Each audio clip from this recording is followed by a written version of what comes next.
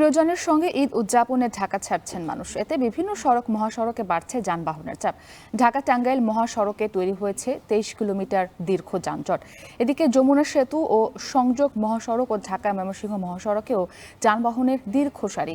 এসব বিষয়ে আমরা জানাতে সিরাজগঞ্জের কজ্জার মোড় থেকে রিফাত রহমান, ঢাকা টাঙ্গাইল মহাসড়কের এলেঙ্গা থেকে কাউসার আহমেদ ও গাজীপুরের কলেজ গেট থেকে যুক্ত হয়েছেন ইফতেখার রাহেন। তবে শুরুতে আমরা রিফাতের কাছে যেতে চাই। রিফাত, জানাবেন যে যমুনা সেতু মহাসড়কের এই মুহূর্তে যানজটের সবশেষ পরিস্থিতি আপনি কি দেখছেন?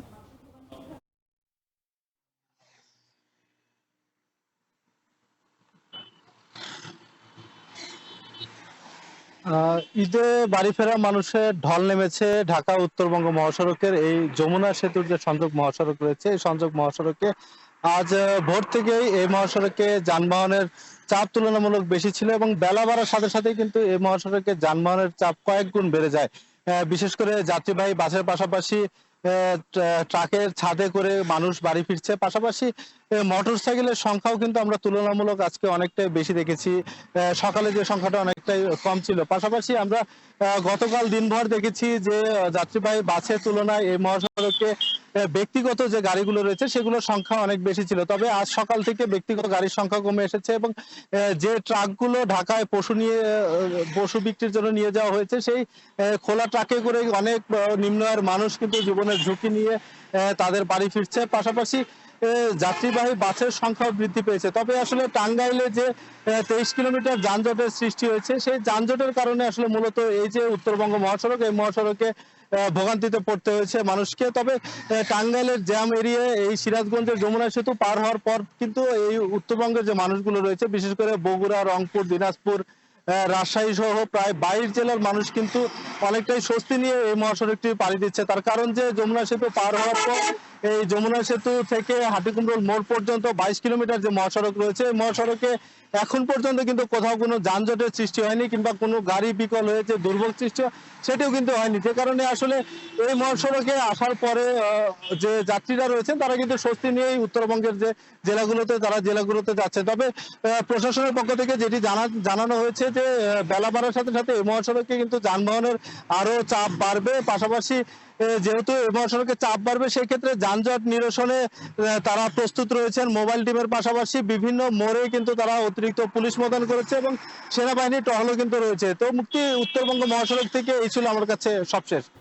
এবার আমরা ঢাকা টাঙ্গাইল মহাসড়কের খবরাখবর জানবো। কাউসার, দেখতেই পাচ্ছে আপনার পেছনে গাড়ির দীর্ঘ সারি। একটু জানতে চাই যে যানজট নিরসনে কোনো তৎপরতা কি আপনার চোখে পড়েছে কিনা?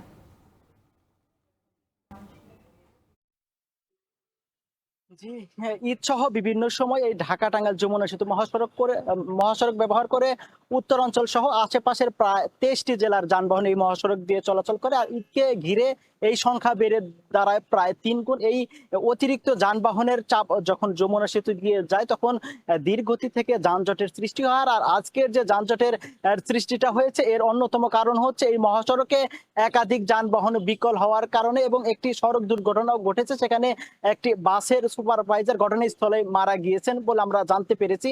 আর এদিকে এই যানজটের নিরসনে জেলা পুলিশ সুপার সহ জেলা পুলিশের প্রায় 6 শতাধিক পুলিশ সদস্য দায়িত্ব পালন করছে। তবে এদিকে এই ঈদযাত্রাকে ঘিরে এই মহাসড়কে অনেক গণপরিবহন সংকট রয়েছে। এই গণপরিবহন সংকট থাকার কারণে খোলা ট্রাক ও পিকআপে বা ব্যক্তিগত যানবাহনে অনেক মানুষ চলাচল করছে। তবে খোলা ট্রাক বা পিকআপে ঝুঁকি নিয়ে চলাচল করলেও ভাড়া নেওয়া হচ্ছে 2 থেকে 3 গুণ।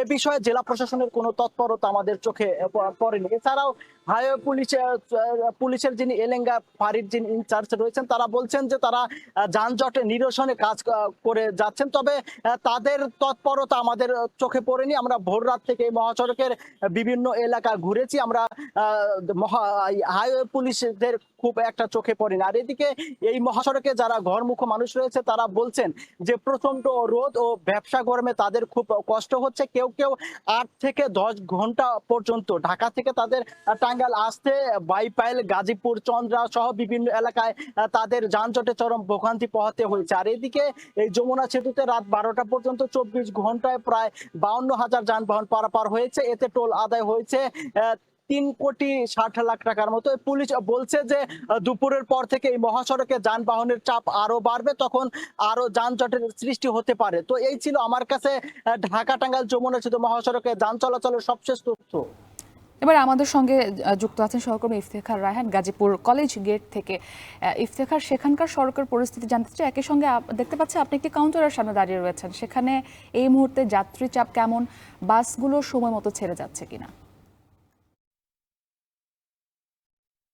জি, আসলে ঈদের যে যাত্রার যে পুরোপুরি যে চিত্র সেটি কিন্তু এখন আজকে দেখা যাচ্ছে। সকাল থেকেই আমরা দেখেছি যে ঢাকা ময়মনসিংহ এবং ঢাকা টাঙ্গাইল এই দুটি মহাসড়কে কিন্তু যাত্রীদের উপচে পড়া ভিড় ছিল। পাশাপাশি যানবাহনের সংখ্যাও কিন্তু অনেকাংশে বেড়েছে। কারণ যেহেতু গাজীপুর একটি শিল্প এলাকা এবং এই শিল্প এলাকায় দেশের বিভিন্ন অঞ্চলের মানুষ এই শিল্প এলাকায় কর্মসংস্থানের জন্য এখানে থাকেন এবং তারা এখান থেকে কিন্তু বিভিন্ন গন্তব্যে তাদের এই ঈদের সময় বাড়িতে ফিরবেন।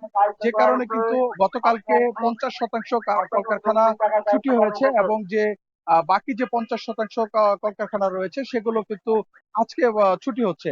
যে কারণে কিন্তু মহাসড়কগুলোতে আমরা দেখেছি যে যাত্রীদের চাপ কিন্তু আজকে কিন্তু অনেকটা বেড়েছে এবং যদি জানাই যে আজকে সকাল থেকে আমরা দেখেছি ঢাকা ময়মনসিংহ মহাসড়কের টঙ্গী থেকে চান্দনা চৌরাস্তা পর্যন্ত একটি বিশাল এলাকা জুড়ে কিন্তু থেমে থেমে যানজটের সৃষ্টি হচ্ছে। পাশাপাশি ঢাকা টাঙ্গাইল মহাসড়কের সফিপুর থেকে চন্দ্রা পর্যন্ত সেখানেও কিন্তু যানজটের সৃষ্টি হচ্ছে। সবকিছু মিলিয়ে বলা যায় যে এই দুটি মহাসড়কে এখন যারা যাতায়াত করছেন উত্তরবঙ্গ কিংবা ময়মনসিংহ অঞ্চলে তারা কিন্তু বেশ দুর্ভোগের মুখে পড়েছেন এবং এই দুর্ভোগের যে বিষয়টি সেই দুর্ভোগকে আরো বাড়িয়ে দিতে পারে বৃষ্টি। যেহেতু কিছুক্ষণ আগে থেকে গুড়ি গুড়ি বৃষ্টি শুরু হয়েছে, আমরা সিটি কর্পোরেশন এবং পুলিশ প্রশাসনের সাথে কথা বলেছেন, তারা বলছেন এই মহাসড়কে যে স্বস্তিদায়ক ঈদ যাত্রা হচ্ছে সেটি অনেকাংশেই অস্বস্তিতে রূপ নিতে পারে যদি মুষলধারে বৃষ্টি হয় এবং মুষলধারে বৃষ্টি হলে ঢাকা ময়মনসিংহ মহাসড়কের টঙ্গী থেকে চান্দনা চৌরাস্তা এলাকা পর্যন্ত ভোগড়া বাইপাস সহ বেশ কিছু এলাকায় জলাবদ্ধতার সৃষ্টি হয় এবং এই জলাবদ্ধতার সৃষ্টি হলে কিন্তু ভয়াবহ যানজট আকার ধারণ করতে পারে।